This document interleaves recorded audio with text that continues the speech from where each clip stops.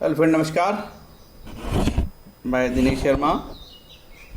आज आपको राहु की महादशा में राहु शुक्र किसी जातक की दशा चले, राहु वीनस और कर्क लगन के लिए वीडियो है, और उन जातकों के लिए है या उन दर्शकों के लिए है जो ज्योतिष से प्यार करते हैं। ठीक है, वीडियो काफ़ी लंबा होगा और धैर्य से देखना होगा। तो ये उन लोगों के लिए नहीं है जिनकी राहु शुक्र की दशा चल रही है और कर्क लगन और छटपट कुछ चाहता हो, जैसे स्किप कर करके देखेगा, भागम भाग करेगा, है ना, और वो हीरे मोती चाहेगा। ठीक है, तो इस तरीके के लोगों के लिए नहीं है, यह ज्योतिष से प्यार करने वालों के लिए है। और ईमानदार ज्योतिष, ऐसा नहीं ज्योतिष से मतलब खालसा योग कटा पैसे कटाने वाला ज्योतिष नहीं है, नग नगीना बेचने वाला भी ज्योतिष नहीं है, बदमाश ज्योतिष भी नहीं है ना, कि 50,000 की पूजा बताए भगवानों के लिए, 1 लाख की पूजा बताए, ऐसे शैतानों के लिए वीडियो नहीं है। ये वीडियो शुद्ध ईमानदार ज्योतिष सीख रहे हैं उन बच्चों के लिए है, और जिन जातक की राहु शुक्र चल रही है और कर्क लगन है उन लोगों के लिए वीडियो है। बोलता थोड़ा कड़वा हूँ, तकलीफ दे है, क्योंकि 90% लोग इस देश में ज्योतिष के रत्न ही बेच रहे हैं, तो ज्योतिष बचे कहाँ हैं, है ना। कोई राहु काल सर्प कटा रहा है, तो कोई मित्र पाप दोष बताते हैं कि तुम्हारी कुंडली में शाप है, शापित दो हो गई तुम्हारी कुंडली, पिता का शाप हो गया, माँ का शाप हो गया, भाई का शाप हो गया। ऐसे भयंकर विकराल डरावना माहौल में ज्योतिषी करना और हमारे जैसे लोगों को करना जो ईमानदार हैं, सही बताते हैं, शास्त्रों को बताते हैं, थोड़ा सा कठिन है। और हमारे जो दर्शक है वो भी बहुत कम है, कि हमारे वीडियो की अप्रोच भी बहुत कम है, क्योंकि हम विज्ञापन कराते नहीं हैं, नग नगीना बेचते नहीं हैं, धंधेबाजी करते नहीं हैं, चलते हैं। तो धैर्य से देखना पड़ेगा ना। हमको कोई ज़रूरी नहीं है कि आप कमेंट करो ना करो, शेयर करो, ऐसा कोई काम मैं आपसे नहीं करवाता। करना है करो, ना करो, ठीक है। ये काम हम बताते ही हैं आपको कि ये कर देना जी, वो कर देना जी, शेयर कर देना, कमेंट कर देना। अब तुम्हारे लिए मेरे लिए थोड़ी बैठे हैं लोग यार, शेयर कमेंट ही करते रहेंगे क्या।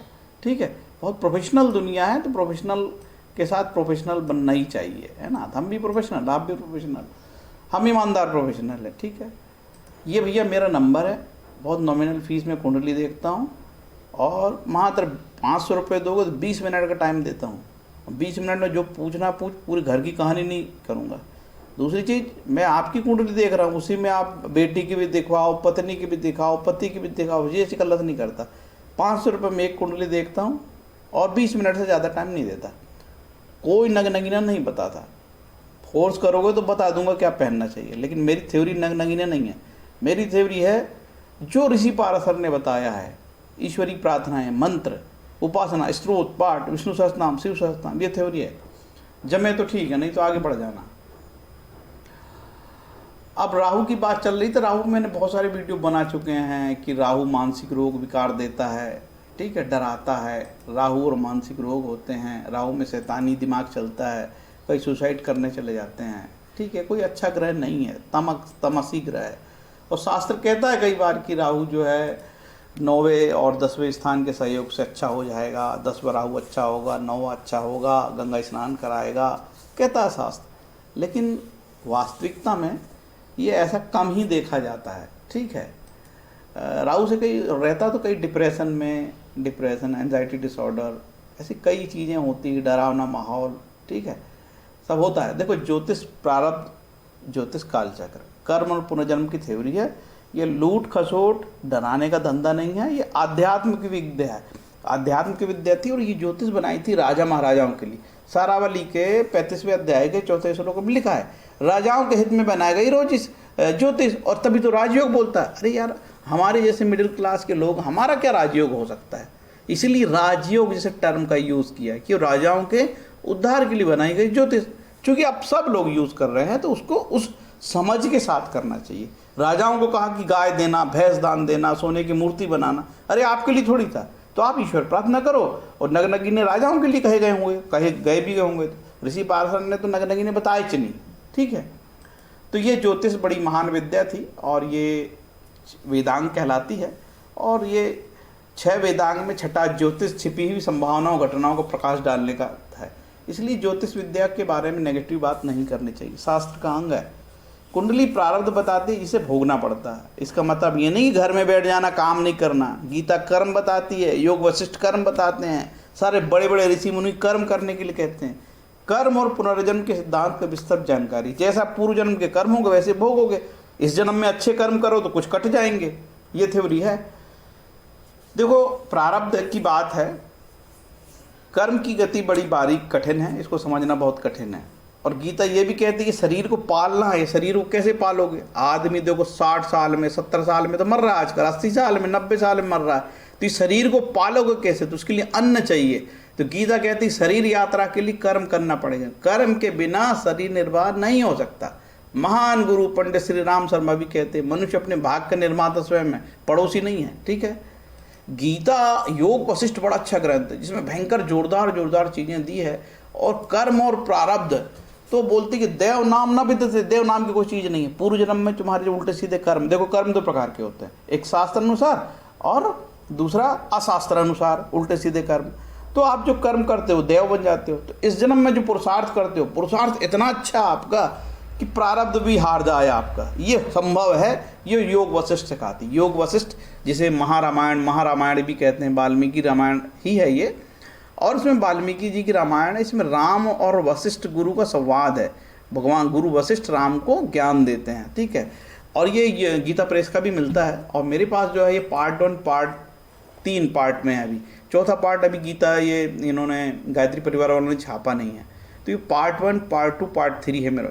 इतना अद्भुत ग्रंथ है यार, मज़ेदार, जो काम करने के लिए प्रेरित करता हमेशा। काम करो काम करो, कर्मठ बनो, पुरुषार्थ करो पुरुषार्थ करो। ठीक है, तो मैं वैसा ज्योतिष हूँ। अभी तक तो समझ में आया होगा कि यार ये पंडित ज्योतिष बता रहा है कि मोटिवेटर है। ठीक है, तुम्हें जो समझना समझ। ज्योतिष से ज़्यादा अच्छा है कि मोटिवेटर बनना और लोगों को उलझाना नहीं, रास्ता दिखाना, है ना। ज्योतिष के चक्कर में पड़ोगे। देखो सुप्रभातम में बहुत अच्छी लाइन आती है, उत्तिष्ठ गोविंद उत्तिष्ठ गरुणध्वज उत्तिष्ठ कमलकांत त्रैलोक्य मंगलम कुरु। उठो उठो गोविंदा उठो, गरुणध्वज उठो, हे कमल वाहक तीनों लोगों का भला करो। उठो काम करो, ज्योतिष के भरोसे रहोगे क्या? ज्योतिष ही तुमको पालेगा। उत्तिष्ठ जागृत प्राप्य वरानी बहुधाति, कठ उपनिषद का श्लोक है। उठो जागो, लक्ष्य प्राप्ति तक रुको मत। ठीक है, योग वासिष्ठ जैसे मैंने बताया, राम और वासिष्ठ गुरु का संवाद है। देव और पुरुषार्थ में कौन महत्वपूर्ण है? वो कहते हैं पुरुषार्थ। अरे छोड़ देव को, देव नाम की कोई चीज नहीं होती। देव क्या है? पूर्वजन्म का कर्म तो देव है। पुरुषार्थ कर पुरुषार्थ कर, कर्म कर कर्म कर कर्म कर। यहाँ तक मेरा वीडियो समझने वाले को समझ गया होगा कि इसने सूत्र बता दिया, आगे बढ़ने की जरूरत नहीं है। ना बढ़ना मत बढ़ो, है मजेदार। ठीक है, माँ सरस्वती की वंदना, ओम गम गणपते नमः, ओम गणेशूरादित्य ओम। बच्चों को सिखाओ, या कुंदेन्दु तुषारार धवला, या सुब्रवृत्ता, या वीणावर्धन मंडिता करा, या श्वेत पद्मासना, या ब्रह्माच्युत शंकर प्रवृत्ति भीरदेवे सदा वंदिता साम माम पातु सरस्वती भगवती निशेष जाड़े। सत्संग करो। अभी मैं योग वशिष्ठ की बात कर रही थी, इसमें लिखा है सत्संग करो। सत्संग और शास्त्राभ्यास सब कुछ हो जाएगा। हम लोग सत्संग नहीं करते, उल्टी सीधी हरकत करते, भयंकर लालच करते हैं, धन के चक्कर में घूमते हैं। मिथुन कर्क लगन में, सॉरी मिथुन लिखा है, इसको कर्क कर देता हूँ। कर्क लगन में राहु की महादशा, शुक्र की अंतर्दशा। ठीक है, देखो राहु 18 वर्ष का होता है, बड़ा उठपटांग रहा है यार। ये राहु शुक्र 3 वर्ष चलेगा, 3 वर्ष में तो बंठा डाल कर देता है भैया। राहु शुक्र शुक्र राहु, ये दशा बड़ी विचित्र टाइप की होती। के.एन. राव साहब ने लिखा है। ठीक है, के.एन. राव हमारे गुरु है। ठीक है, ईमानदार थे काफ़ी, खूब गाली खाई जीवन में। चोर उचक्के एस्ट्रोलॉजरों ने उनको बहुत गाली दी कि सबके धंधे बंद करे। उन्होंने किताब लिखा, काल सर्पयोग जैसी फर्जी चीज है ही नहीं शास्त्र में। अरे खूब गाली देते, 90% इसी के चक्कर में रहते। नगीना बेचो, बस पैसे कमा लो, डरा दो, पितृ साफ है, फलाना साफ है, ये है, बच्चे नहीं होंगे, डर के पैसे ऐंठ लेते हैं, हो गया, दुकान चल गई। ग्रहणाम फलदानत्रम ततम पाके मृदे, सब ग्रहों के फल अपनी अपनी अंतर्दशा में होते हैं। इसलिए कहता हूँ यार, इस राहु की दशा चल रही है, राहु में शुक्र चल रहा है, तो शनि का प्रश्न क्यों करते हो? गुरु का प्रश्न क्यों करते हो? राहु को देगा फल या क्या कौन देगा? या तो शुक्र देगा या तो अंतर्दशानाथ देगा। महादशानाथ, अंतर्दशानाथ, प्रत्यंतर दशानाथ। अब प्राण दशा सूक्ष्म दशा में मैं नहीं जाता क्योंकि कुंडली की शुद्धि है। इस तरीके के क्रम चलते हैं दशाओं के, राहु शुक्र शनि मंगल सूर्य, इस तरीके के चलते हैं। ये पूरा क्रम 5 पाप ग्रह में आ जाता है तो बड़ा कष्ट होता है। कभी कभी ऐसे क्रम आ गए, राहु चला, फिर उसमें केतु चलने लगा, फिर शनि, फिर मंगल और सूर्य, बड़ी दिक्कत। और ये सारे ग्रह 6ठे 8वें भाव में हो, भयंकर कष्ट जीवन में। ठीक है, तो कष्ट का नाम ही तो जीवन है मेरे भाई, कष्ट से क्या डरना। देखो राहु 3 प्रकार का है, सत्व रज और तम। ठीक है। सीबीआई, ईडी, लोकायुक्त, विजिलेंस, फेरा, फेमा, लफड़ा, ये सब करता है। पुराने पाप खुल जाते हैं, पुरानी चोरी खुल जाती है, पुराने संबंध खुल जाते हैं, लफड़े होने लगते हैं, लड़ने लगते हैं, मरने चले जाता है, फांसी करने की सोच लेता है, फांसी लगाने की सोचता है वो। The prevention of corruption act, जो सरकारी लोग हैं उन लोगों के लिए एक्ट लागू हो जाता है जब राहु चलता था। फंसने फंसाने के बाद डिपार्टमेंटल इंक्वायरी, घर में टेंशन, तनाव, बीवी चिल्ला रही, बच्चा चिल्ला रहा है, फांसी लगाने चले, छापा जब्ती। बड़ी बड़ी कंपनियों के माने आके वर्षों से टैक्स चोरी कर रहे थे, चुप चुप के चोरी कर रहे थे, इधर उधर चोरी से सामान बेचते थे, टैक्स देना ही नहीं चाहते लोग। राहु की दशा चली, वर्षों पुरानी चोरी खुल गई, छापा जब्ती, सीजर, सुसाइड अटेम्प्ट करने लगे, कोई पॉइजन से दवाई जो है उसका कोई रिएक्शन हो गया, पॉइजन से मर गए, षड्यंत्र होने लगता आपके खिलाफ। आप स्वयं षड्यंत्र करो या दूसरे के लिए षड्यंत्र आपके खिलाफ भी होते हैं। ये सब एजेंसी कभी कभी सताने लगती हैं व्यापारियों को, सरकारी लोगों को, आम जनता को। धन लाया तो कहाँ से लाया, आज से अधिक संपत्ति है, कमाई तो है नहीं, टैक्स तो देता ही नहीं, बड़ी बड़ी बिल्डिंग तान रहा है, ट्रक खोल रहा है, बस खोल रहा है, ट्रेवल्स, पैसे, फिर छापे पड़ते हैं। फिर आदमी को लगता है अरे चलो पंडित जी के पास चलो, वो क्या करेगा, वर्षों की चोरी करे हो, वो तो भोगोगे यार। तो ये सब होता है, इनकम टैक्स की रेड, फेरा FEMA, anti corruption bureau, Lokayukta, vigilance, EOW, सब चक्कर राहु का रहता है। इसका ये मतलब नहीं है कि ये कारकत्व राहु ही रखता है, सही शनि भी ये कारकत्व रखता है, कई बार सभी ग्रहों में कारकत्व छुपे रहते हैं। ये प्रवर्तन निदेशालय, PML एक्ट, दुनिया भर का सब चलता रहता है, ठीक है। मनी लॉन्ड्रिंग, तब चोरी से बचो यार, मेरा ये कहना है, ठीक है, चोरी से बचो। तो सभी भावों पे मैं बात कर रहा हूँ। आज मेरा कर्क लगन पे वीडियो है, काफ़ी धीरे धीरे मैं बना रहा हूँ। ये राहु के कारकत्व है, आप चाहे तो देखना, इसको रोक के देख सकते हो, ठीक है। जनरली रूल है कि महाग्रह की महादशा में, पाप ग्रह की अंतरदशा में शत्रु द्वारा अर्थहानि, जैसे आपका राहु तमो है और शुक्र भी नीच का हो गया या 6, 8, 12 में बैठा तो बहुत कष्ट देगा यार। सिद्धांत है ज्योतिष के, मानना ही पड़ेगा। कोई भी ग्रह केंद्र में अच्छे स्थानों पे पंच त्रिकोण में बैठे तो शुभ देता है, त्रिष्ठा 3, 6 में बैठे तो काफी खराब फल देता है। राहु के 3 नक्षत्र आद्रा, स्वाति, सदभिजा, यदि राहु अपने नक्षत्र में बैठा होगा, राहु अकेला बैठा होगा तो ज़्यादा खतरनाक हो जाता है यार, ठीक है। राहु अपने नक्षत्र में हो, अकेला बैठा हो तो बहुत तकलीफ दे हो जाता है, समझ रहे हो। राहु के साथ कोई रहा तो कम से कम संतुलन बन जाता है।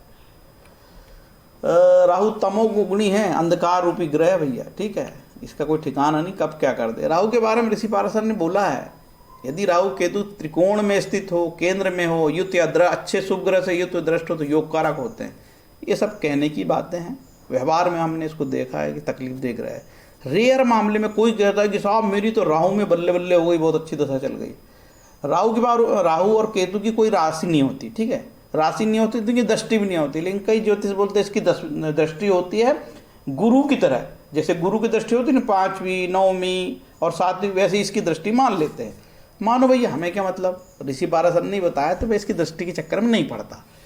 राहु का कोई राशि नहीं, जिस भाव में बैठेगा उसके फल देगा, जिस भावेश के साथ बैठेगा वैसे फल देगा, ठीक है। लेकिन जिस ग्रह के साथ बैठता है राहु उसको बिगाड़ता है, ये जान लो, ये सिद्धांत है। सिद्धांत होते हैं, ठीक है। मूल उड्डुदाय प्रदीप इसको छोड़ो, सीताराम झा इसको छोड़ो। राहु शुक्र के बारे में बड़ा विचित्र बताया है। देखो राहु केतु की दशाओं के लिए बड़ा झगड़ा है। कोई कहता है साहब मिथुन में उच्च का होता है, कोई कहता है नहीं साहब वृषभ में उच्च का होता है। तो बड़े झगड़े यार, इसके चक्कर में छोड़ो अभी, है ना। ये राहु के कुछ कारकत्व आप लोग देख लेना, ये शुक्र के कारकत्व आप लोग वीडियो रोक के इसको अच्छे से देखना, है ना, जूम करके। जनरली ज्योतिष के बहुत सारे सिद्धांत यार, ज्योतिष के सिद्धांत यदि आप पढ़ लो, ज्योतिषी हो, इसके बाद लगे क्या क्या फलित दूँ, सब तो नेगेटिव बता रहा है, ठीक है। कल मैंने भाव चिंता पढ़ लिया फल दीपिका से, यार ऐसा लगा कि फलित करना ही मुश्किल है। शत्रु राशि में बैठा है, अधिशत्रुय राशि में बैठा है, नीच का है, अस्त का है, 6, 8 में बैठा है, पाप ग्रह से देखा जाता है तो अच्छे फल नहीं देगा। तो ऐसी रेयर कुंडली मिलती भैया जिसमें अच्छे फल हों। बहुत सारे ज्योतिष के सिद्धांत है, इसमें लघु बारिश से अप्लाई करूँगा मैं, और भाव चिंता अध्याय फल दीपिका का जो देखने के तरीके हैं उस पर मैं फलित करता हूँ। तो अब बिना कुंडली देखे एक अंदाजा से मैं आपको बताता हूँ। अब कुंडली दिखाना तो 500 रुपये लगते हैं ना भाई, सब कुछ फ्री में थोड़ी चलेगा। जनरल रूल है ऋषि पाराशर के, शुक्र लग्न से केंद्र त्रिकोण में हो, 10वें 11वें हो तो अच्छा फल देगा, अपनी राशि का उच्च का। दशापति से 11वां 10वां 9वां 10वां भाव में हो तो शुभ फल देगा, ठीक है। अब 11वां बोलता है, 11वां को भी उपचय माना गया है, जो कि शुक्र यदि 6 8 12 भाव में हो, नीच शत्रु राशि में हो, शनि मंगल राहु से युक्त हो तो अशुभ कहते हैं। शुक्र यदि दूसरे 7वें का स्वामी हो तो मार्केस हो जाएगा। देखो षडाष्टक योग और द्विद्वादश योग ये भी काफ़ी खराब फल देता है। जैसे कोई ग्रह अपने से 8वां जाए, कोई ग्रह अपने से 12वां जाए तो 2 12, और कोई अपने से छठा जाए या आप जहाँ बैठा वहाँ से छठा या छठा 8 हो तो षडाष्टक। ये षडाष्टक काफ़ी खराब फल देते हैं। और ये षडाष्टक यदि 6 8 में बनते हो, 6 8 12 भाव से बनते हैं तो और ज़्यादा कष्ट देते हैं। नवम पंचम अच्छे माने जाते हैं आपस में, नवम पंचम 1 7 3 11 का योग।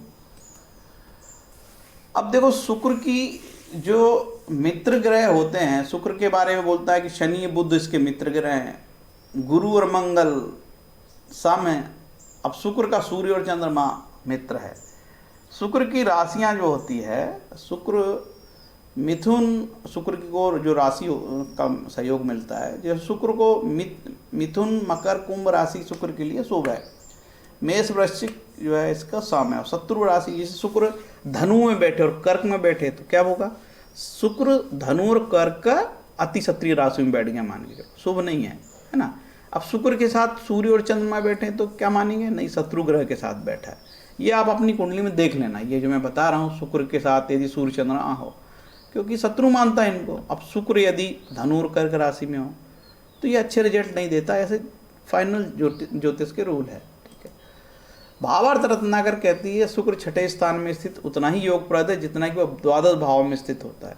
कुछ ऐसे स्पेशल सिद्धांत है जहाँ पे दूसरे सिद्धांत को काट दिया जाता है। जैसे मैं बोलता हूँ कि 6ठे 8वें में खराब है, आप ये बोलते हैं भावार्थ रत्नाकर, रामानुजाचार्य ने लिखा है कि नहीं अच्छा होगा, नहीं 12वां भी अच्छा होगा। अब क्या करें यार भैया, ज्योतिष के साथ यही समस्या है, एक सिद्धांत दूसरे सिद्धांत की ऐसी तैसी करने पे तुला है, ठीक है। तो किस सिद्धांत को मानोगे और किसको नहीं मानोगे, तो इसलिए ये संभावनाओं का खेल है। 100% ज्योतिषी कोई बन नहीं सकता ना बता सकता इस कलयुग में, ठीक है। अब और सुन लो भैया, राहु दशम और एकादश में अच्छा फल देता है और पंचम में भी अच्छा फल देता है। अरे हमने देखे हैं लोगों की पंचम में FIR हो गई, एट्रोसिटी हो गई, ठीक है, और एकादश में भी लोगों की ऐसी तैसी हो गई, दशम में भी एकादश ऐसी तैसी हो गई। तो राहु के बारे में मैं कोई सिद्धांत का पालन नहीं करता, मैं तो बोलता हूँ ईश्वर की प्रार्थना करो और अच्छे कर्म करो, ठीक है। देखो यहाँ पे बात हो रही है नैसर्गिक शुभ और नैसर्गिक अशुभ, ये ज्योतिष के सिद्धांत इसलिए बता रहा हूँ। तो नैसर्गिक शुभ कौन कौन से होते ग्रह, नैसर्गिक शुभ ग्रह होते हैं गुरु शुक्र बुध और चंद्र। और नैसर्गिक अशुभ और क्रूर ग्रह कौन से होते हैं, शनि मंगल और सूर्य। और मौके पे ये बुध चंद्र भी बन जाते हैं। बुध और चंद्र ऐसे ग्रह हैं इनका कोई माई बाप नहीं है, जैसे जहाँ गए वैसे ही हो जाते हैं। बुध तो बहुत ही खराब है, जिस ग्रह के साथ हुआ वैसे हो जाता है। परिस्थिति के आधार पर बुध चंद्र शुभ या अशुभ होते हैं कि भैया उसका जन्म कब हुआ है, कृष्ण पक्ष में हुआ कि शुक्ल पक्ष में हुआ। अब कृष्ण पक्ष का जन्म हो, षष्ठी के बाद का हो, ठीक है, तो षष्ठी के बाद षष्ठी के तक ठीक रहता है। कृष्ण षष्ठी के बाद धीरे धीरे जो है चंद्रमा काला होते जाता है, तो जैसे जैसे काला होगा तो खराब होते जाएगा, ठीक है। अब भावादीप होने के कारण शुभता, देखो इसमें 2 टर्म यूज करूंगा, नैसर्गिक और भावादीप। भावादीप क्या होता है, कई बार भावेश के कारण शुभ होते हैं। जैसे कि किसी कुंडली में शनि 9मेष और 10मेष होने के कारण अति शुभ है, लेकिन आप बोलोगे साहब शनि तो, आप बोलते हो शनि तो दुख देगा। हाँ मेरे भाई, शनि नैसर्गिक रूप से क्रूर ग्रह है, लेकिन सिद्धांत के रूप से वो लघु पाराशरी के सिद्धांत से 9मेष 10मेष होने से शुभ है। तो क्या फल देगा, निश्चित रूप से शनि की जो नैसर्गिक क्रूरता उसमें कमी आएगी, ठीक है। 9मेष 10मेष होने से जब शनि उत्तम है, कई लग्नों की कुंडली में ऐसा हम देख सकते हैं, ठीक है। अब ये कहाँ मिलेगा अपन को, जो मैं सिद्धांत आपको बता रहा हूँ, ये सिद्धांत आपको मैं बताता हूँ यार। वीडियो लंबा होगा उसकी मैं चिंता नहीं पाल रहा हूँ, है ना, आप लोग थोड़ा ध्यान देना।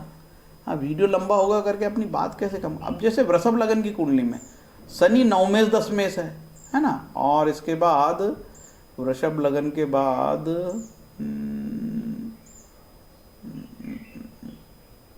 हाँ वृषभ लगन की कुंडली में, ठीक है, वृषभ लगन की कुंडली में शनि 9मेष और 10मेष होकर शुभ है, ठीक। जिसकी वृषभ लगन ध्यान दो भैया, तो वो उसकी क्रूरता में कमी आएगी। शुभ तो मिला है लेकिन वो नैसर्गिक रूप से तो क्रूर है, ठीक है। तो वृषभ लगन की कुंडली में शनि बहुत अच्छा फल देगा। क्यों? एक तो उसकी एक राशि मूल त्रिकोण में आ गई और उसकी जो मूल त्रिकोण राशि कुंभ है वो आ गई केंद्र में, तो शनि को केंद्र का दोष भी नहीं लगता, तो शनि अच्छे फल देगा। ठीक। ज्योतिष के सिद्धांत ढेर सारे आपस में गड्ढमड्ढ होते रहते हैं, इसीलिए ज्योतिष लोगों को पल्ले नहीं पड़ती। अब लोग चाहते हैं अरे महाराज हमको तो आप रिजल्ट बताओ। तो क्या फालतू की बात कर रहे हो, कहाँ से रिजल्ट बता दें यार। ठीक। अब यहाँ से अपना ज्योतिष चालू होगा। 20 मिनट की बकवास के बाद अब ज्योतिष यहाँ से चालू हुई है। पहले ही मैंने कह दिया हूँ, मैं किसी को नहीं बोलता कि देखना कि नहीं देखना, देखना देखो, नहीं देखना मत देखो।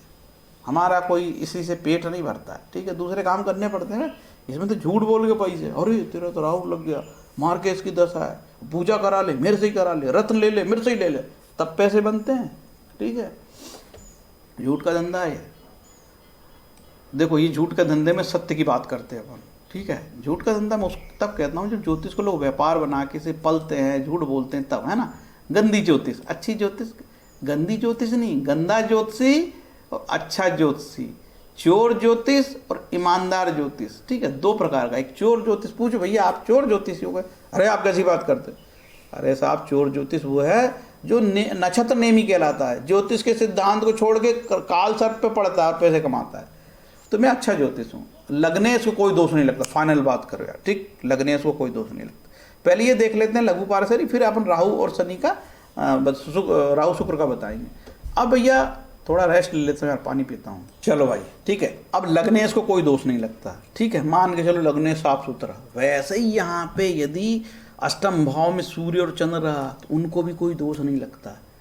अष्टमेश सूर्य की अंतर्दशा, अष्टमेश चंद्र की दशा, डरने की जरूरत नहीं है। ठीक है, लग्नेश को दोष नहीं लगता और लग्नेश और अष्टमेश सूर्य चंद्र को भी दोष नहीं लगता, ऐसा लघु पारसरी कहती है। उड्डूदाय प्रदीप। अब सूर्य मार्केश है तो सूर्य क्या करेगा, मार्केश तो ठीक नहीं होता भैया, लेकिन ये लिखा शास्त्र में ये न्यूट्रल है साहब, ये अपने फल नहीं देगा। तो ये सूर्य कहाँ मालूम है, ये सूर्य क्या होगा, कैसे फल देगा। अब कहाँ गया सूर्य, अब ये सूर्य अपना यहाँ बैठा तो निर्जीव, इसको कोई इंटरेस्ट नहीं है। आप बोलोगे यार मेरी शुक्र में सूर्य लग रही, धने से कुछ नहीं दे रहा, इसको कोई इल्ली करेगा यहाँ से गुरु। ठीक है, गुरु देख रहा तो गुरु के फल देने लगेगा। गुरु क्या है, नवमेश होके शुभ है, षष्टेश है, तो थोड़ा सा संघर्ष बढ़ाएगा, रोग ऋण बढ़ाएगा। और भाग्येश होके उत्तम है, क्या बोलेगा सूर्य को, ए सूर्य धंधे, ए सूर्य धंधे, ए सूर्य धंधे। ठीक है, तो विरासत का धंधे, अचानक धंधे, ठीक है, बाधाएं देगा, धन देगा, ऐसे ग्रह फल देते हैं। ठीक है, तो शास्त्र कहता है कि सूर्य न्यूट्रल है, कोई फल नहीं देगा। ठीक है, तो किसके साहचर्य से फल देगा, किसी के सहयोग से फल देगा, ऐसा सूत्र है। अब आगे बढ़ते हैं, तो सूर्य कैसा है, मार्केश है। जब सूर्य की दशा क्या लगे, हेल्थ के इश्यू हो सकते हैं, थोड़ी प्रॉब्लम आ सकती है। ठीक है, लेकिन धन देगा कोई जरूरी नहीं, वो तो न्यूट्रल यार, किसी के सहयोग से देगा। लेकिन अब सूर्य को यहाँ से शनि देखने लगे तो मान के चलो सूर्य यहाँ बैठा हुआ आपका, ठीक, और शनि देखने लगे यहाँ से, शास्त्र कहते हैं कि जो ग्रह जिसको देखता वैसे फल देगा। शनि क्या, अष्टमेश और मार्केश शनि, पत्नी को बीमार करने में धन खर्च कर दे, व्यापारिक पार्टनर से हानि हो जाए, अष्टमेश होने के कारण भयंकर पुरानी पोल खुल जाए, बाधा बाधा बाधा, हॉस्पिटल चले जाओ। ठीक है, अब यहाँ पे आ जाएं, फाइनली सूर्य अच्छा नहीं है। ठीक, बुध बिल्कुल खराब, सबसे खराब ग्रह इस कुंडली में कोई है, इस पूरी कुंडली में सबसे कोई खराब ग्रह क्योंकि थोड़ा बहुत केंद्र का दोष शनि को नहीं लगता है, तो मुझे लगता है सबसे खराब ग्रह है यहाँ पे बुध और शनि। ठीक है, बुध द्वादशेश से बोलते न्यूट्रल, इसको कोई बुध को भी बोलेंगे द्वादशेश न्यूट्रल है, कोई दोष नहीं लगता। ठीक है, इसको दोष, इसको ये तो दोषी है, तृतीयश हो उपचय, खराब ग्रह। इसका रत्न पहनोगे भूल के नहीं पहनना, शनि का पहनोगे भूल के नहीं पहनना। शुक्र केंद्र का दोष लगता है। ठीक है, शुक्र को केंद्र का दोष लगता है, उपचय तो खराब है ही। तो कर्क लगन की कुंडली में शुक्र कैसा है, यही शुक्र की बात हो रही है, ये शुक्र की भैया खराब है। चिढ़ गए, गुस्सा आ गया, अरे कैसा पंडित है, एक भी अच्छा नहीं बता रहा यार, है रत्न भी नहीं बताता, थ्योरी ज्ञान देता, ये ज्ञान तो है वे, ज्ञानी बेटा। तब शुक्र यहाँ बेटा तो केंद्र का दोष लगेगा, लेकिन शुभ ग्रह है। ठीक है, इतना कोई खराब फल नहीं देगा, अच्छे फल नहीं देगा तो खराब भी नहीं देगा। ठीक है, अब ये शुक्र देखना पड़ेगा बैठता कहाँ है, ठीक है। अब यहाँ बैठ गया तो क्या करेगा, ये उपचय स्थान है, ठीक है। उपचय कोई अच्छे फल नहीं देता है, तो क्या कर सकता है, उपचय कर देगा, हेल्थ के इश्यू बढ़ा देगा, समस्याएं बढ़ा देगा, लाभ में कमी कर देगा, ठीक है। अपनी राशि का बैठा है, अब सिद्धांत है कोई ग्रह अपनी राशि का बैठा है तो खराब फल नहीं देता, तो बहुत बुरा नहीं करेगा लेकिन बहुत अच्छा भी नहीं करेगा, ठीक है, ऐसा मान लेना। सिद्धांत जो ग्रह अपनी राशि का वो कहीं बैठा हो, बोली पाप ग्रह, अपने घर को खराब नहीं करता। अब ये ग्रह अपने घर को खराब थोड़ी करेगा, केंद्र का दोष लगेगा, अपने घर को खराब नहीं करेगा, ठीक। 8वां मंगल, सबसे पंचमेश हो गए, सबसे अच्छा ग्रह। अरे बाप रे, मंगल जैसे तो अच्छा कोई ग्रह नहीं इस कुंडली में यार, क्योंकि मंगल है पाप ग्रह और पाप ग्रहों को केंद्र का दोष नहीं लगता, तो ये केंद्र के दोष से भी मुक्त हो गया और ये पंचमेश होके अति शुभ हो गया। तब मंगल जैसा शुभ ग्रह बहुत, भले ही कहीं बैठा हो यार, ठीक, अच्छे फल देगा, भले ही नीच का हो। कहाँ, यहाँ नीच का हो गया साहब, चलो नीच का हो गया तो भी बहुत खराब फल नहीं देगा। क्यों नहीं देगा बताओ आप, क्योंकि ये सिद्धांत रूप से बहुत अच्छा है। जो ग्रह सैद्धांतिक रूप से बहुत अच्छे होते, अपने नीच राशि में होने पर भी उतने खराब फल नहीं देते जितना देना चाहिए, ठीक है। बहुत अच्छा नहीं करेगा तो बिगाड़ेगा भी नहीं। चलो खुश, अब तो खुश। गुरु तृतीय षष्ठेश होके बहुत खराब, और नवमेश होके अति शुभ, तो क्या फल देगा। देखो यार, इसमें सिद्धांत है कि गुरु कैसे फल देगा। तो गुरु यदि अब क्या कहते हैं हम लोग, सिद्धांत ये है कि यार ये पहली राशि का फल दीपिका वाले कहते हैं मंत्रेश्वर, यदि पहली राशि आएगी उसके फल देगा यार ये, ठीक है, ये पहली राशि के फल देगा, ठीक है। लेकिन गुरु हो सकता है कि यहाँ बैठा हो और अपने घर को देखता हो, ठीक है। तो जो ग्रह अपने घर को देखता होगा तो इस घर के भाव को नहीं बिगाड़ेगा वो, ठीक है। इस घर के भाव को वो थोड़ा बिगाड़ सकता है। अब गुरु डिपेंड करता है कि कहाँ बैठा है। गुरु यहाँ बैठा है तो ये विपरीत राजयोग किया, बहुत खराब फल नहीं देगा, ठीक है, बहुत खराब फल नहीं देगा। अब गुरु यहाँ बैठा हो तो देखो अपने घर को देखता, तो जो ग्रह अपने घर को देखता तो खराब फल नहीं देगा, ठीक है। तो मैं कहता हूँ कि भाई नवमेश होने से बच गया है और पहली राशि के फल देगा, लेकिन ये गुरु कहीं अपने यहीं पे हो तो बहुत बुरे फल नहीं देगा। और यदि यहाँ से गुरु अपने घर को देखता तो भी बहुत बुरे फल नहीं देगा, और यहाँ से गुरु अपने घर को देखेगा इसको तो भी बुरे फल नहीं देगा। इस तरीके से आप समझ सकते हो। तो इस कुंडली में कैसे फल देगा गुरु, सिद्धांत रूप से गुरु छठे स्थान के फल देगा, क्योंकि ये पहली राशि है, ठीक है। और कहता आगे कि वो कहाँ बैठा है उस अनुरूप फल देगा। अब उसके लिए कुंडली लगती है, उसी के तो 500 रुपये लेते हैं, ठीक है। अब मैं ऐसे कहता हूँ कि इस गुरु की दशा में छठा भाव एक्टिवेट रहेगा, क्योंकि ये पहली राशि आती है, ठीक है, टेंशन मत लो। अब कहाँ बढ़े हैं, शनि सबसे खराब ग्रह, शनि की कोई बात नहीं करूँगा मैं, ठीक, सब ग्रह लगभग हो गए। अब महाराज आपने तो बहुत बकवास कर ली, अब हमको थोड़ा सा फलित भी बता दो। देखो षडाष्टक ऐसे होते हैं, मैं षडाष्टक का बताता हूँ। आपका शुक्र यहाँ, राहु ये तो षडाष्टक, और यहाँ राहु है तो षडाष्टक, ठीक है। हो सकता है कि राहु लग्न में हो और शुक्र यहाँ हो, षडाष्टक, शुक्र यहाँ हो षडाष्टक, बहुत खराब फल आएंगे, ठीक। अब ये मैंने बता दिया, षडाष्टक एक रूल बता देता हूँ। जैसे राहु आपका यहाँ हो तो जैसे ये होगा, यहाँ से गिनेंगे 1 1 2 3 4 5 6 7 8 षडाष्टक। अब यहाँ से गिनते हैं 1 2 3 4 5 6 षडाष्टक। ऐसा हर जगह आप जमा के देख लेना, कहीं पे भी हो। जैसे राहु मान के चलो यहाँ हो आपकी कुंडली में, तो ये षडाष्टक और ये भी षडाष्टक, ऐसे आप समझ लेना, मैं अंदाज से बताया हूँ। तो षडाष्टक होगा तो अच्छे फल नहीं देगा। अब तो राहु की दशा चल रही है 18 वर्ष, शुक्र की बात करेंगे अब पूरी। शुक्र यहाँ बैठा, मैंने बोला कि चंद्रमा की उसकी शत्रु राशि में अच्छे फल नहीं देगा।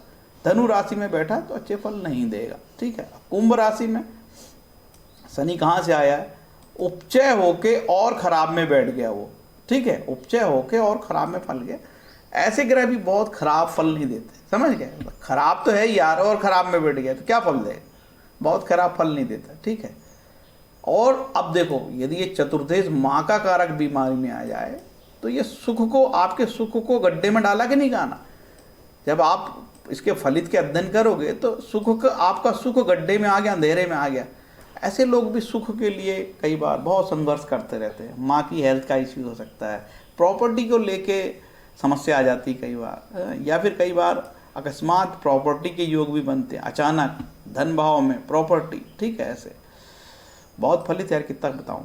अब यहाँ तो अच्छा नहीं, अब यहाँ होगा तो कैसे फल देगा, यहाँ होगा तो देखो योग बना रहे मेरे भाई, लाभेश यदि यहाँ आए योग कारक है, चतुर्थेश यहाँ आए योग कारक है, अच्छे फल देगा, ठीक है। अब ये सिद्धांत यहाँ फिर अपन को अप्लाई करनी पड़ती है कि यार ये इस राशि में कैसा है, तो इस राशि में कोई नेगेटिव उसने नहीं बताया है 5 नंबर की राशि में, ठीक है, लेकिन सूर्य को वो चंद्रमा मानता है, लेकिन सूर्य की राशि को वो बहुत नेगेटिव नहीं है, तो उतने खराब फल नहीं देगा। अब चलते हैं यहाँ आ गया तो ऐसे नीच का हो गया यार, कैसा करेंगे, देखो नीच का तो हो गया, तो नीच के ग्रह अच्छे फल देते हैं क्या, नहीं, आपके ये अपने से 12 चला गया नीच का, तो सुख नीच का हो गया, लाभेश नीच का हो गया, तो ये बहुत अच्छा नहीं है, ठीक है। लेकिन ये शुक्र अपने घर को देखता है, तो 12वें भाव को बिगाड़ेगा क्या, भाग्य भाव को नहीं बिगाड़ेगा तो ये सुख को भी, थोड़ा सुख को कम करेगा और लाभ को कम करेगा, ठीक है। ये बड़ा भाई है, बड़ा भाई का लाभ कम हुआ, ठीक है, बड़ों से लाभ कम हुआ। अब शुक्र छोटे जगह में नीचे हुआ, छोटे भाई बहन का नुकसान कर दे, या छोटे भाई से ना पटे, या छोटे नौकरे अपन घर में नौकर ना टिके, नौकर नुकसान करें अपना, है ना, फलित ऐसे तरीके समझ करना पड़ता, तो यहाँ अच्छा नहीं है, नीचे का हो गया, ठीक। अब यहाँ आते, यहाँ तो मैंने बताया कि यार कोई भी अगर अपने घर में बैठता है तो बुरा नहीं है यार, अपने घर को कोई थोड़ी बिगाड़, जैसे अपने घर में अपन अपने घर को थोड़ी ना गंदा करते हैं, अपन जहाँ पे शौच करना वहीं शौच करेंगे, जहाँ सामान रखना वहीं सामान रखेंगे, है ना, अपने घर को अपन गंदा नहीं करते हैं ना, अच्छा साफ सुथरा रखते हैं। तो यहाँ पे केंद्र का दोष लगेगा, लेकिन उतना खराब नहीं है, ठीक। तो ये भले ही बहुत अच्छे फल नहीं दे, लेकिन बुरे फल नहीं देगा, ऐसे जानना। अब यहाँ मंगल की राशि में बैठा है, ठीक, क्या होके बैठा है, दशमेश होके, लाभेश होके बैठा और अपने घर को देखता, तो 11वें भाव को तो अच्छा करेगा यार। कोई भी ग्रह अपने घर को देखे तो अच्छी बात है, 11वें को बलि कर रहा है, कोई बुरा नहीं है, ठीक है। और अपने से धन भाव में बैठा, कोई बुरा नहीं है, कोई नुकसान की बात नहीं है, ठीक है। और वैसे ही पंचम त्रिकोण बहुत शुभ है। अब यहाँ आया तो देखो, मैं पहले ही बताया था कि धनु राशि में उसकी बनती नहीं है, अति शत्रु राशि है, तो ये कोई अच्छे रिजल्ट नहीं देगा। लेकिन ये उपचय होके उपचय में बैठना, फिर एक सिद्धांत लागू हो गया इसमें, उपचय यदि उपचय में जाए तो बुरा नहीं है, बहुत ज़्यादा डरने की बात नहीं, हानि नहीं करेगा, ठीक है। उपचय में आया है, ठीक है, लेकिन कुछ रोग ऋण बीमारी जो छठे भाव के कारकत्व है वो सब एक्टिवेट करेगा वो, ठीक है। माता की बीमारी एक्टिवेट करेगा, प्रॉपर्टी को लेके कोई विवाद को एक्टिवेट कर सकता है। दशम राशि में आए, क्या करेगा यार, शनि की राशि में कोई ज़्यादा नुकसानदेह नहीं, ठीक है। कहाँ बैठा है, अब ये केंद्र स्थान है, यहाँ कोई बहुत कैसे हो गए, अपने से 9 आया, देखो 7 8 9, अपने से 9 आया और अपने से चौथा आया। यदि कोई ग्रह अपने से 9 आए और अपने से चौथा आए तो कोई नुकसान नहीं। अब ये देखा जाएगा कि उसके साथ कौन बैठा है, उस ग्रह को कौन देखता, तब फल मिलेंगे यार। तो क्या करेगा, पत्नी से लाभ को बढ़ाएगा, पत्नी के माध्यम से कोई लाभ हो, माँ के माध्यम से कोई सुख मिले आपको, ठीक है। और व्यापारिक पार्टनर आपके जो हैं, व्यापारिक पार्टनर पत्नी, इनसे लाभ हो, ठीक। यहाँ बैठेगा यार, ये 8वां स्थान सबसे गड्ढा, लेकिन उपचय होके आया है और ये सुखे से यहाँ आया है, तो ये बहुत कोई अच्छे रिजल्ट देगा इस विषय में, ठीक। तो 8वां स्थान के बारे में शास्त्र ने भयंकर डरवाए हैं यार, डर डर डर डर 6 8 12, त्रिक खराब, दिमाग खराब, कुंडली में क्या बताएं किसको, सारा लोगों को नेगेटिव बताएंगे, 2 जूते मारेगा, पैसे भी नहीं देगा, भग जाएगा, ठीक है। तो पॉजिटिव बनाना पड़ता है। कई बार ज्योतिषी जानबूझ के झूठ बोलना, हाँ ठीक है यार, कुछ नहीं होता, होने वाला तो उसका बहुत पॉजिटिव नहीं है, लेकिन झूठ मूठ कुछ भी बताता रहता है। क्या करो यार, ये धंधा ही चोरी का है। ये देखो उच्च का है, सिंपल यार थ्योरी है, उच्च का लाभ है, उच्च का भी है, इसका जीवन का लाभ मिलेगा, ठीक है, धर्म भाव का लाभ मिलेगा, पिता का लाभ मिलेगा, पिता का सुख मिलेगा, ठीक। अब इसको कोई काड़ी करने वाले ग्रह कहीं यहाँ से शनि पीछे बढ़ा है, ठीक है, शनि यहाँ से ताक रहा है, तो भयंकर शुक्र को अच्छे फल नहीं देने का, शनि जाके यहाँ घुस गए, ठीक है, अष्टमेश और सप्तमेश और घुस गए, डिस्टर्बेंस करेंगे। देखो जब भी अष्टमेश भाग्यस्थान में आता तो अनफॉर्चुनेट करता है, ये बहुत खराब योग होता है, ठीक है। तो इस तरीके से जानना है। अब और क्या बताएं, अब शुक्र को यहाँ है और शुक्र मंगल की राशि में, अरे जहाँ तक अति कामुक होगा बोलते हैं भैया, शास्त्रों में लिखा शुक्र की राशि में मंगल, मंगल की राशियों में शुक्र, यदि नवमांश में भी चले जाए तो फिर वो कामुक रहेगा। तो कामुकता बुरी चीज़ थोड़ी है, ठीक है। कामुकता ऐसी बुरी चीज़ है कि तुम अपने जो निर्धारित दायरे से आप बाहर जाते हो, ठीक है, शास्त्र विरुद्ध काम करते हो, तो कामुकता बुरी चीज़ है।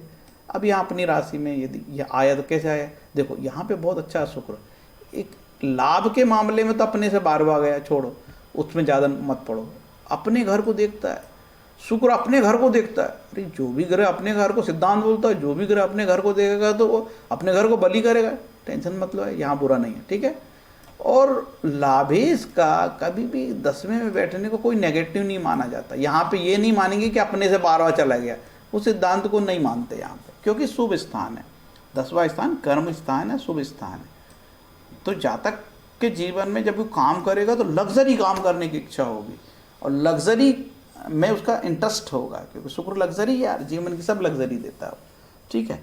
तो ये यहाँ तक मैंने बताया। अब भैया थोड़ा आगे बढ़ता हूँ। बाधकेश कौन सा कारक बनेगा, बाधकेश बनेगा एकादश भाव। कौन सा हो गया एकादश, जे शुक्र यहाँ बाधकेश भी हो जाएगा, ठीक है। तो जब राहु शुक्र चलेगा ना तो आपको बहुत तकलीफ होगी, क्योंकि बाधकेश भी है, और कहीं ये शुक्र के साथ मांदी बैठा हो तब तो वो बाधकेश ज़्यादा बन जाएगा, इसका ध्यान देंगे।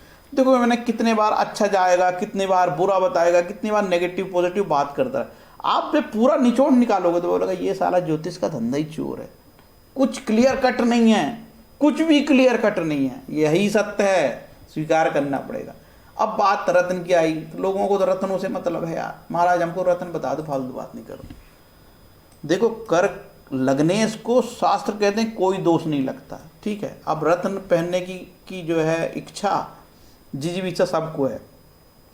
यदि किसी का चंद्रमा यहाँ आ गया तो उसका हेल्थ तो गया, और चंद्रमा यहाँ गया तो भी हेल्थ की प्रॉब्लम है। ये व्यक्ति जिसका लगनेश 12 चल जाए, विदेश में चले जाए तो कोई दिक्कत नहीं, नहीं तो बड़ी दिक्कत, जाओ हॉस्पिटल, इसके हेल्थ का सुख गया और यहाँ पे भी उसको नेगेटिविटी का सामना पड़ा। जीवन में संघर्ष, लड़का लड़ते रहे बेटा, लड़ते रहे, बाप से लड़, माँ से लड़, लोगों से लड़, कोर्ट कचहरी में लड़, वकील बन जाए तो अच्छी बात है, ठीक है, लड़ना लड़ना लड़ना।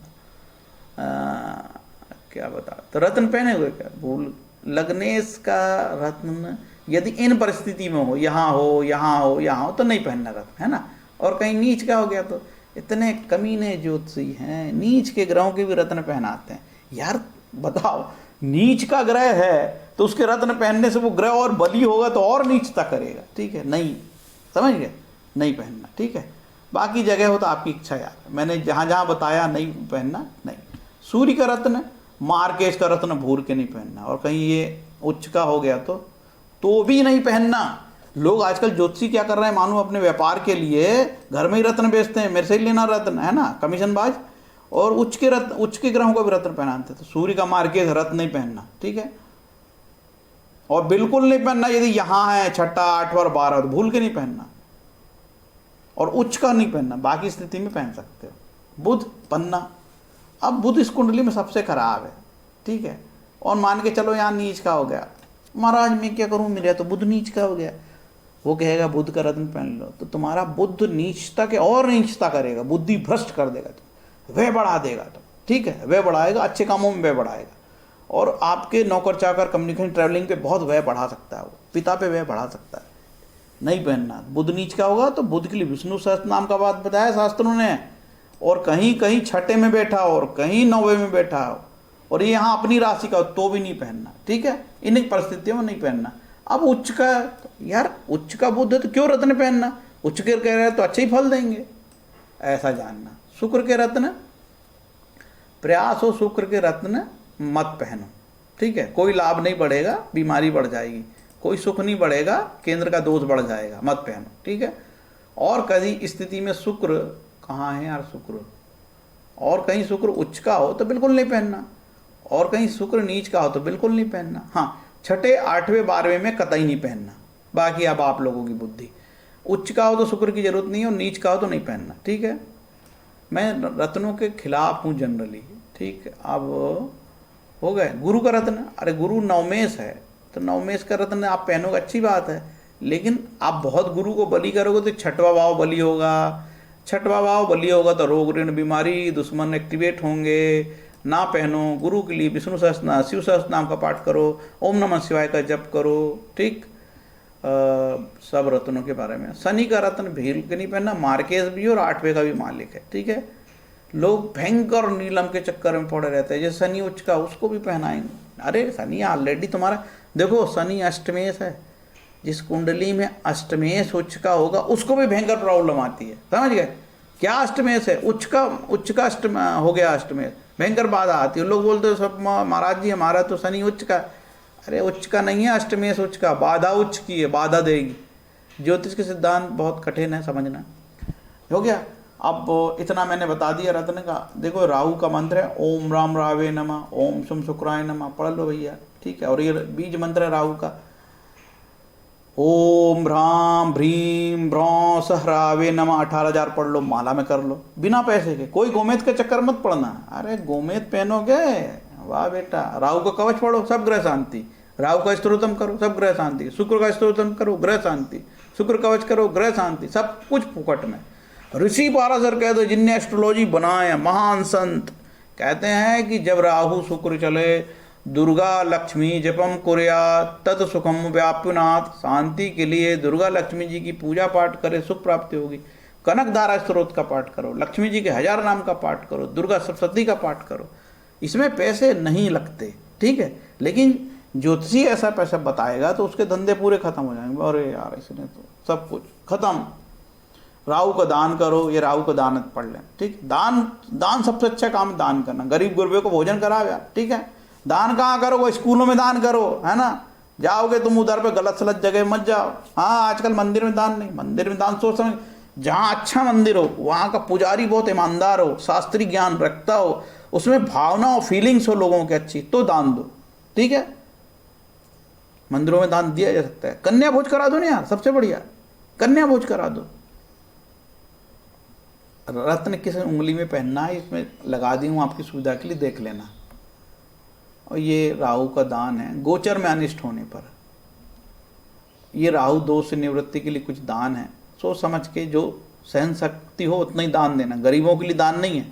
ठीक है, गरीब गुरबे के लिए भगवान की पूजा करो, दान नहीं। संपन्न लोगों के लिए दान है, गरीबों के लिए दान नहीं है। ये अमृत कुंभ ग्रंथ में राहु का दान बताया है। ये शुक्र का दान श्रीपति महाराज ने बताया। ठीक है, शुक्र दोष के लिए दान, ज्योतिर्गत निबंध से, ज्योतिर्निर्बंध। तो दान उनके लिए जो सक्षम है यार, गरीब आदमी इससे दान मत दो भैया, नहीं तो मेरे को पाप लग जाएगा। ये ग्रंथ है बृहद दैवज्ञरंजनम। वो कहता है कि ग्रंथ यदि ग्रह 6, 8, 12 में हो तो उसके दान नहीं देना। वही मैं बताता हूँ, इसका श्लोक भी कोट किया हूँ। अथ रत्नानि खेटानाम दुख स्थितो च विहड़ गमे देव द्रव्याणी कथ्यन्ते कार्या वर्ज्यापि क्रिया। अनिष्ट स्थान में स्थित ग्रहों के शांति अर्थ धारण करने योग्य रत्न दान की वस्तुएं वर्जित है। न दान देना, यदि 6, 8, 12 में है तो न रत्न पहनना। तो क्या करना? मंत्र जप करना, स्रोत पाठ करना। बहुत भारी भारी बकवास हो चुकी है, अब आप लोग भी उकता गए होंगे। 43 मिनट का कोई वीडियो नहीं देखता। दुर्गा सप्तशती या दुर्गा कवच से राहु शांत होता है। और फल दीपिका में लिखा है, जो व्यक्ति किसी की हिंसा नहीं चाहता, संयमी होता है, अपने मन और आचरण पर संयम रखता है तथा धर्म मार्ग से धनोपार्जन कराता है, सर्वदा शास्त्र उपदिष्ट नियमों का पालन करता है, ऐसे पर ग्रह सदैव अनुग्रह होते हैं। अब धर्म मार्ग का पालन से ग्रह टैक्स चोरी करेंगे साहब, उल्टे सीधे काम से धन कमाएंगे, 1 रुपये का लाभ नहीं लेंगे, 100% लाभ लेंगे, चोरी। सर्वदा शास्त्र उपदिष्ट काम, बिल्कुल उल्टा करूंगा साहब, मैं पूरा उल्टा काम करूंगा, तो आपको ग्रह सताएंगे नहीं तो क्या करेंगे? हमको तो, मैं तो ऐसा लगता है कि आपको ग्रह दौड़ा दौड़ा के कुदा के मारना चाहिए ग्रहों को आपको। आप उल्टे सीधे काम करते हो, टैक्स चोरी करते हो, है ना, और हमेशा लालची मन, भाई की प्रॉपर्टी मिल जाए, ये मिल जाए, वो मिल जाए, कैसे कैसे चोरी करके धन कमा लूँ। तो शास्त्र ग्रहों को तो आपको ना दौड़ा के मारना चाहिए। ठीक है, और जो उल्टे सीधे काम नहीं करते तो कहते ग्रह मैं उनको मैं नहीं परेशान करता। तो ऐसा है भैया। देखो आगे और बताता हूँ। श्रवणम कीर्तनम विष्णु स्मरणम पाद सेवनम अर्चनम वंदनम दास साख्यात निवेदनम। नवदा भक्ति में भी यही बात है, रामचरितमानस में यही बात है, और तो श्रीमद् भागवत में भी यही बात है, जो भगवान की भक्ति करता है बिना पैसे के ग्रह शांति होती है। ना कहीं जाना है, ना कहीं टोने करना है, ना टोटके करना है। घी का दीपक जलाने से तरक्की होने लगी तो फिर मैं क्यों कर्म करता। ये टाइम पास के साधन है घी का दीपक, ये घी के दीपक वाले उपाय से बचना चाहिए, ठीक है। और ना रुद्राक्ष तरक्की देगा ना घी का दीपक, कर्म करना पड़ेगा। विवेकानंद को पढ़ो, स्वामी विवेकानंद का, उठो जागो काम करो, उठो जागो काम करो। लेकिन उठो जागो चोरी करो नहीं भैया। ये वाली स्लाइड है, जो व्यक्ति शुद्ध भक्ति से ईश्वर की उपासना करता है उसके समस्त ऋण समस्त श्राप खत्म हो जाते हैं बिना पैसे के। पैसे कहीं नहीं लग रहे हैं। विष्णु सहस्त्रनाम का पाठ करो, रामचरितमानस, सुंदरकांड, हनुमान चालीसा, विष्णु सहस्त्रनाम, शिव सहस्त्रनाम, दुनिया भर के स्त्रोत पाठ है। नारायण कवच तो ललिता सहस्त्रनाम, दुनिया अन्नपूर्णा तो लक्ष्मी सहस्त्रनाम, कनकधारा स्त्रोत, सबसे शांति यार ग्रह है ना। राम रक्षा स्त्रोत, बजरंग बाण पढ़ता है कोई, हनुमान बाहु अष्टक पढ़ता है कोई, तरह तरह की चीज़ें हैं शास्त्र में भैया। और शिव तांडव स्त्रोत पढ़ता है कोई, शिव महिम स्त्रोत पढ़ता है, सब में ग्रह शांति यार, कहीं कोई चिकल्लतबाजी नहीं। तो देखो मैंने लगभग 50 मिनट का वीडियो मेरा होने जा रहा है। ये सब बकवास मैंने इसलिए की थी कि भारत में जो ज्योतिष को लेके तमाशे, लूटपाट, धन अर्जन चल रहा है उससे बचो। ये ज्योतिषी नहीं है, भयंकर खतरनाक नक्षत्र नेमी है, ठीक है। जैसे इन लोगों से बचो नहीं तो आपको गोमेद पहना पहना के बर्बाद कर देंगे। गोमेद से कुछ नहीं होगा, और ना हीरा पहनने से कुछ होगा, ना पन्ना पहनने से कुछ होगा। होगा तो होगा केवल कर्म करने से कुछ होगा। उठो जागो, उत्तिष्ठ जागृत, यही बात आपको याद रखो, ठीक है। उत्तिष्ठ जागृत प्राप्य वरान्य बोधत, उठो जागो, लक्ष्य प्राप्ति तक काम करो। मैंने आपको अभी बताया है, अभी आज ही मैंने पढ़ा हूँ इसको योग वशिष्ठ को, कि आपकी जो पुरुषार्थ काम है वही है। पुरुषार्थ कभी भी प्रारब्ध को नहीं हरा सकता। चलो आपने बहुत खराब, बिल्कुल ही बहुत ही दुष्ट प्रवृत्ति के थे, आपने बहुत ही गंदा पूर्व जन्म का काम किया है, बहुत कुछ हानि हो रही है। इस जन्म में इतना करो कि पुरुषार्थ पुराने को हरा दो और जीत जाओ। पुरुषार्थ करना पड़ेगा, कर्म, टोने टोटके, वास्तु, और जो है क्या है वो, रुद्राक्ष, रुद्राक्ष और तो घी का दिया, हाँ, इनसे होगा तुम्हारा भला, है ना। और तो गोमेद, काम धंधा नहीं है, गोमेद, हीरा मोती। तो मेरे बात आपको समझ में आ गई होगी। काफ़ी लंबा वीडियो, ध्यान से देखो, स्किप करके देखो, जैसा देखना देखो। बात है काम की, बात है मज़े की, आराम से देखो, इत्मीनान से देखो, सुनो। कर्म तो करना ही पड़ेगा। भगवान के पास जाके लपट जाए तो कुछ नहीं होने वाला है। हीरे पहन ले, हीरे की टोपी पहन ले, गोमेद की टोपी पहन ले, घर में चारों तरफ घी के दिए जला ले तो मर जाएगा कार्बन से, ठीक है। कर्म कर मेरे भाई, कर्म कर, कर्म के अलावा कोई गति नहीं है जीवन में।